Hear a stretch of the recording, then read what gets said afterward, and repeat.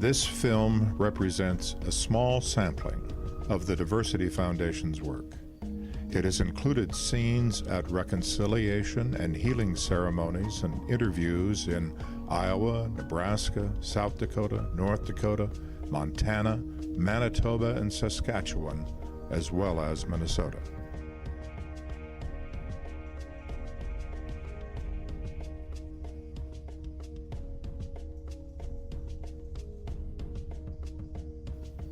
With the support of the Dakota, Lakota, and Nakota Oyate, these thousands of photos and hours of video could be transformed into documentaries telling stories of the original people and communities of the Upper Midwest in ways that would be used in educational institutions and that would educate all of us who were indoctrinated into a colonized view of American history.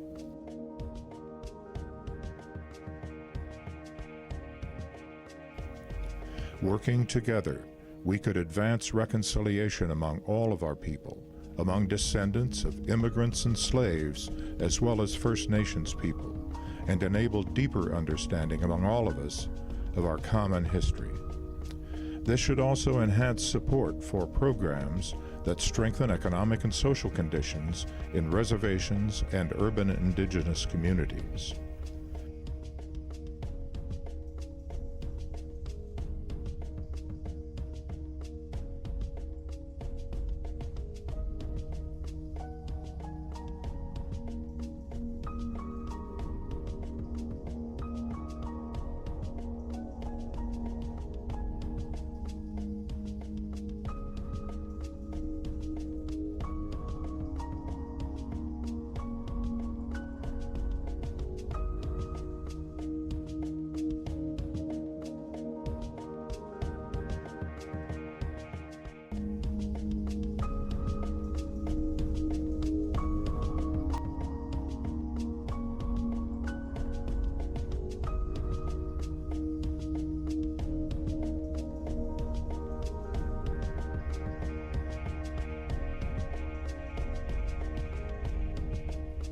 Thus, we are appealing for support from various sources for completing production of the visual resources we have begun, as well as for the vital human service projects that address needs of economically deprived reservations.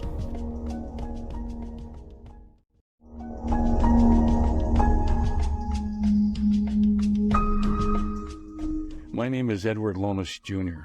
I am an enrolled member of the Spirit Lake Dakota Nation.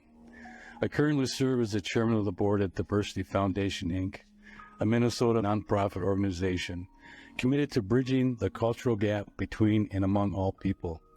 I am also a direct descendant of both Sioux Dakota chiefs Waneta and his son Waanatan, Little Charger, who once lived in called Rochester area in the southern Minnesota, their original homeland, up until the U.S.-Dakota War of 1862. My ancestors were among those imprisoned at Fort Snelling, and who were later forcibly exiled from Minnesota. Since 1995, Diversity Foundation's executive director, Lyle Rustad, and myself have helped organize and facilitate many intercultural reconciliation and outreach activities among our neighboring Great Plains Indian reservations, where many of my Dakota relatives continue to struggle and live under nearly third world conditions. While working to build support for economically deprived reservation communities, the Diversity Foundation has photographed and filmed extensively to illustrate both recent and historical experiences of Dakota, Lakota, Nakota people in the Upper Midwest. In addition to reconciliation events, it has filmed many interviews among elders, veterans, and other tribal leaders and educators, including extensive reflections upon the lives and historical conditions of their people. Following are excerpts from some of these interviews. I've been very fortunate to have been elected to 2 terms and now in my 2nd term. My responsibility to continue my father's work. There needed to be understanding between the Indian and the non-Indian people, or the stereotypes that have always been portrayed are not really true. I thought it was important that Shakopee continue to be involved, and now we have the resources to be able to get out and support these kinds of groups that are fostering this understanding. So we stopped in Mankato restaurant down here, about 6 of us, and a group of kids come in. Then they were making slurs about, well, we hung 48 of you, you know, and they said we might just hang another 6. So we just quietly got up. We didn't pay them, got up, and we left. Then I figured that if we never brought the powwow and get the white people to mix with the Indians, make these people realize that we're not uncivilized, they'll keep our own tradition going. And then I called Amos Owen, and it didn't take him but 1 second to say, all right, well, I'll be there. We'll start our meetings right away, and I'll contact other leaders from the other tribes, and we'll get something going. And the 3 of us formed, I guess, the nucleus of it. And then Amos's wife, Ione, and his brother-in-law, Wally Wells, and Gertrude, his wife, Norman and Edith Crooks, Amos and Rose Crooks, Big Dave Larson, and Chief Wabasha and his wife, Vernell, composed the committee that we had. Amos and Rose, they were there, and they talked about their understanding of the culture and the understanding of the ceremonies, and they did both they're both traditional dancers. I think it's been a great thing for that organization to start those powwows down here and bring people back. As I look back on it now, was a committee of dedicated people who never debated anything, never argued. They just came up with ideas, and they worked out their thoughts, the ideas they had into action. And it was just a pleasure working with them.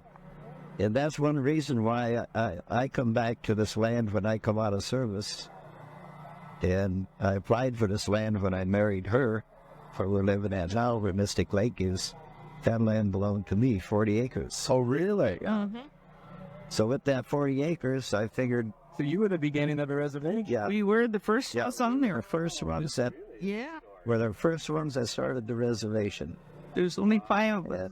What year was that? And that you won? 54. Yeah. My thing I wanted to do is bring all these people, all my brothers and sisters, back. That 40 acres was just the prime thing. We have to be able to interact and understand each other to go forward, and that's, I think, the legacy that my folks and Amos Owens and them is coming true. My name is Robert Bone. I am from the Dakota Nation of Sioux Valley, Manitoba, Canada. A member of the Waanatan Sioux tribe, but I do not speak Dakota. I speak Lakota. My name is Rick Thomas. Indian name is Tatonkamani, which is Walking Buffalo, which was a war chief after the 1862 Minnesota Uprising. Lyle Rustad came to us, to the city about 10 years ago. And he came because he had promised Ernie, Chief Wabasha, that he would find where his relatives were buried. And Lyle went down to the mayor. The mayor sent him to me in City Hall. He then brought the Unity Riders quickly in '98, I think it was, to Winona from Manitoba, from what's called Sioux Valley. Big Eagle. I'm from the Crow Creek Sioux Indian Reservation in South Dakota. I'm a descendant of great descendant of Chief Big Eagle. My name's Rod Steiner, and I'm enrolled at the Santee Sioux Nation of Nebraska. I've always heard white people tell me how the government had cheated us out of our land. Boy, you guys really got took. And I always used to think to myself, well, they're still doing it, and why don't you help us? Lyle has always said that this could be a model for the way Indians and white people should get along.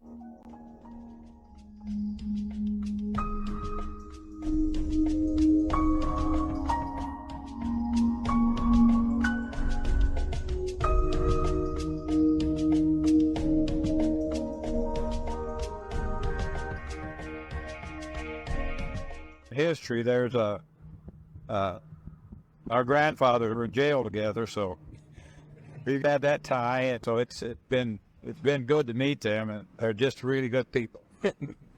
Thank you. Appreciate it. That's sort of a Kodak Golden. This is my chief, and I see some descendants of other chiefs that are here. Little Crow, and descendants of Red Wing, and Tekushasha, Big Eagles. So our chiefs are still around, some of the descendants, and I think we're the only that have hereditary chiefs that left from father to son. The Wabasha, they're the only one left in this capacity, and we're sure proud of that. And I want to talk about some of the things that our women went through here that really, really suffered here. The first contact with the white men, how they dealt with us on the land, and everything that they did to us and tried to help us, and then reneged on some of the things. And it showed what the Indian policy was to our particular tribe. And one thing, there was just a few lines in there about Crow Creek. They said, well, when the women got up here, they were taking the half-digested grain out of the horsemen in order to make soup. And it said that many respectable women turned to prostitution to support their family. Now, all of us here, a lot of us here came from those women, probably, that suffered here. And that's why when we put this monument up, and I'd read that way before we ever thought about this monument. And when I thought about what our women went through here, and then I thought about my Dakota grandmothers, and I counted 16 Dakota women that I was raised around at Santee. My great-grandmother, my grandmother, my great-aunt, and all my mother's siblings, cousins, that helped raise me. All the love they showed me. And they were strong, resourceful women. And I thought, well, I think that came from here. When you go through something like that up here, you pass that on to your children. So we're at the Holy Faith Cemetery at the Hobo Creek area near Santee, Nebraska. This was Wabasha 3. He was the third in the line of Wabasha chiefs. He was chief during the Minnesota uprising of Dakota Indians in Minnesota in 1862. That's our homeland, Minnesota. And it was a short war, and after it was over, all the Dakota were banished from the state of Minnesota. And first, they were kept that first year at Fort Snelling in St. Paul, and then the next year they were shipped by boat down to St. Louis and then up the Missouri River to Crow Creek, South Dakota. But it was such a barren and harsh land that about half of the tribe died. The people coming up to me and shaking my hand, they called me a thief. They said, you know, they would ask me who my parents were, and I'd tell them, and they'd say, well, you're our thief, you was sheep fool. They were going to bury a Indian kid out there, and that got killed in the war, and I don't remember which tribe he was, but either Omaha or Winnebago.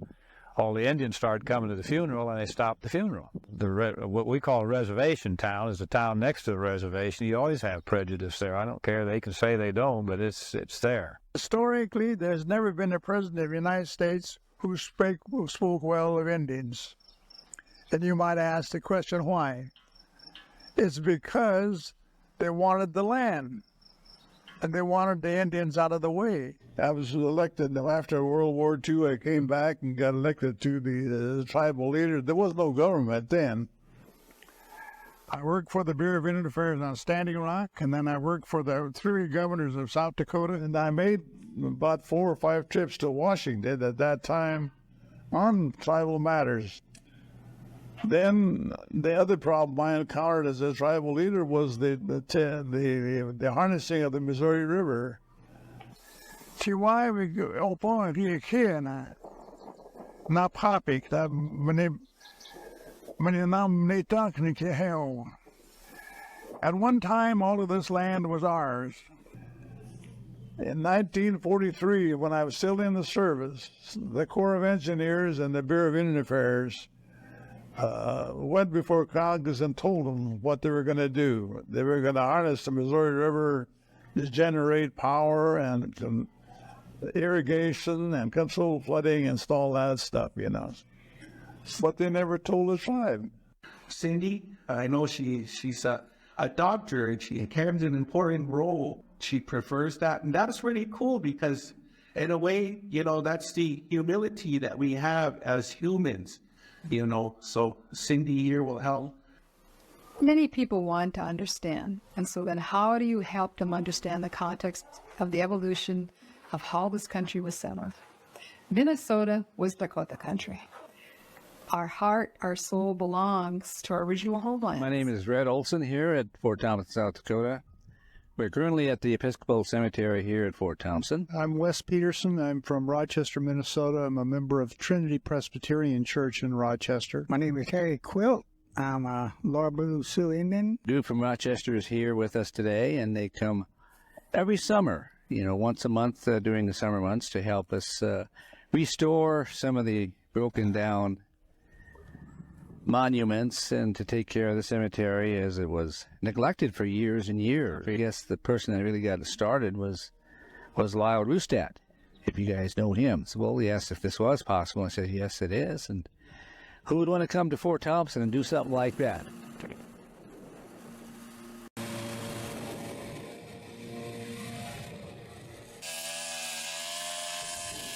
With reconciliation, our people could be the most bitter because of all the terrible things that we have had to endure. But there is a better way. It's a gift of Waanatan, Great Spirit God. It's a gift of love. So with that, I will read the City of Rochester Proclamation. And whereas throughout their long history, the great Dakota Nation has traditional and cultural ties to the state of Minnesota, even to the great city of Rochester. Thank you so much.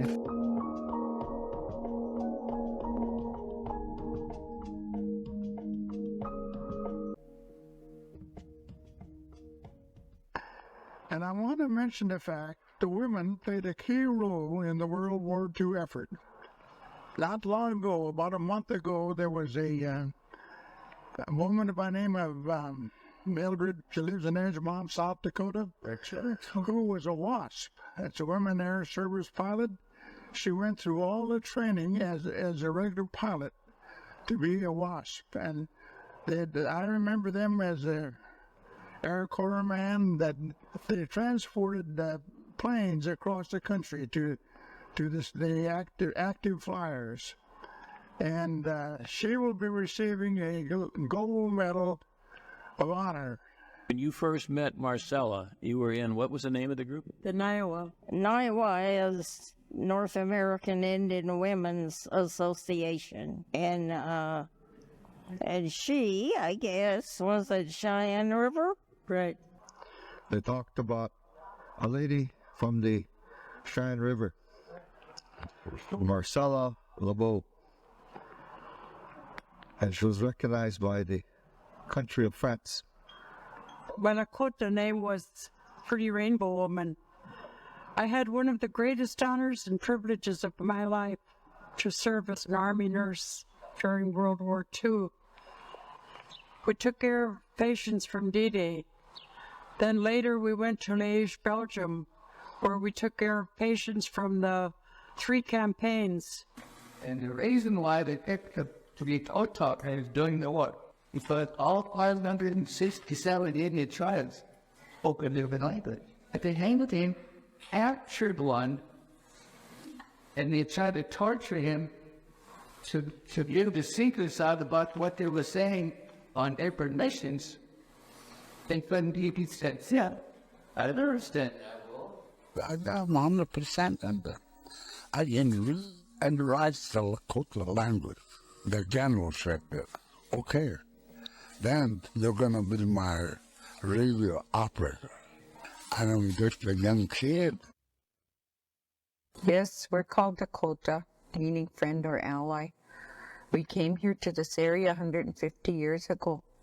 My own grandfather told me many stories about our people when I was young, but some of our memories are hard to speak of. My great-grandfather's brother was among the 38 who died at a place called Nakota, or Blue Earth, back in Minnesota. I'm what they call a spiritual leader. I lead in prayer, lead in different ceremonies, help with the ceremonies, and also with the teepees and all everything that is here. That you see that our way of life. To the dedication of this fountain, Joanne Bird and her husband Norton. Joanne is an artist and a sculptor and is responsible for what you see standing there. My name is Roger Fidel of Lohnes, I'm chairman of the Sioux Nation, and I'm quite honored to speak on behalf of Ernest Wabasha, his family.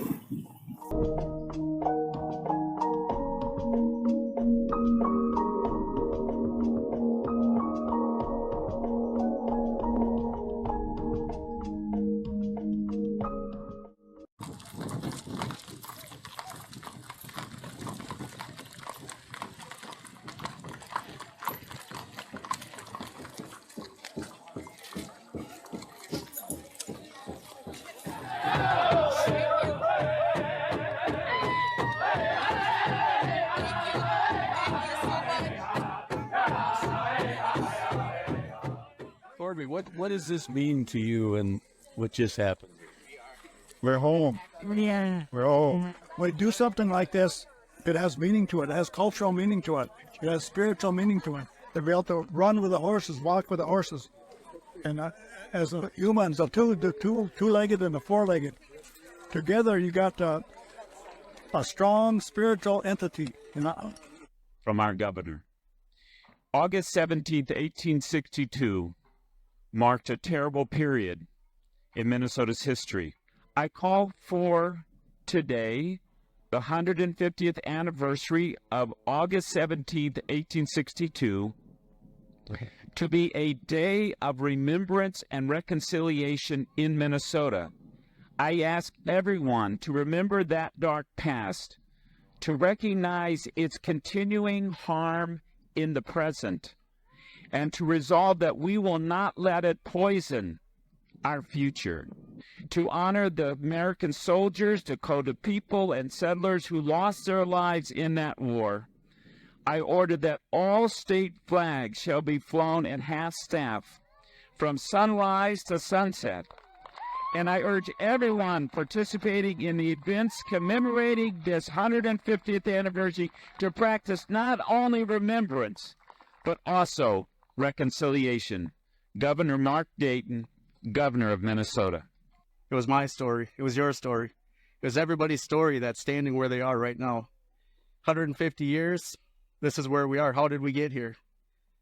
We all can read the history books, hear the stories, but we all have our stories. What got us here? What's going to get us back here in another 150 years? My Dakota name is Two Arrows. My Christian name is Peter Lenkeek, and I am the staff keeper of the Sacred Eagle staff, the 38+2 staff, and this is my third year. My Indian name is Charges the Enemy in Sight. My Christian name is Jim Miller. So when I got this dream in 2005, that December we started the ride. And so to have a dream, you try to fulfill it if you believe that it comes from the Creator. And I believe that this came from the Creator to talk about Minnesota's greatest secret, the hanging of our relatives.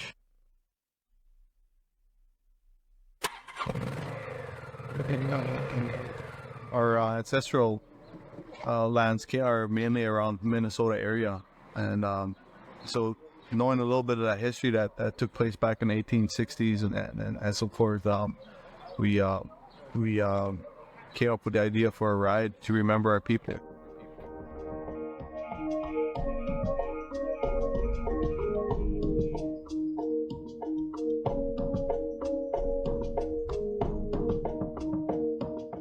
Kids talk about reconciliation, coming together, healing old wounds, and moving forward. And as far as what I've seen at Ramona, man, great. You know, keep it up. It's beautiful. Yeah.